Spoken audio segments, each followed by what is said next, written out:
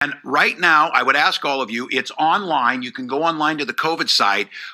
We want public input on this to get folks to be able to get online. The hospitals, the elective surgery, the doctors, the medical personnel, they've all been part of this decision. And what we're trying to do in working with them is to be able to announce it in a few days. If we keep making this progress, we believe that we can do this. And that has several implications. First and foremost, it has the implications of relieving the pain and the people who are out there waiting. I want to just be clear and validate the idea if you're waiting for a knee or a hip or this child who was waiting for back surgery, this has not been easy.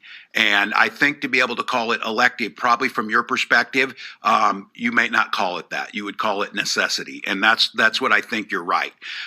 So our hope is that allows those people to go back. It also has another effect on this, that it starts to add revenues back to the hospitals. It starts to bring people who were laid off because their specialty wasn't COVID care or emergency care. Their specialty was to deal with knee surgery or hip surgery or whatever the specialty was, dentistry or whatever it might be. So we believe, and there should be an announcement in the coming days, but this has to be done in coordination with the hospitals, and the hospitals will be the ones that sign off on this. They will know, looking at their numbers, looking at the modeling projections, looking at what we have in reserve, to make the call to say, this much of what we have, we're going to keep in reserve for the surge that can come.